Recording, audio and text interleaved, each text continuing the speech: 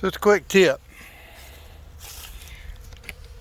You see on Facebook, and people ask all the time, why are my bees working my corn bins, my chicken feed?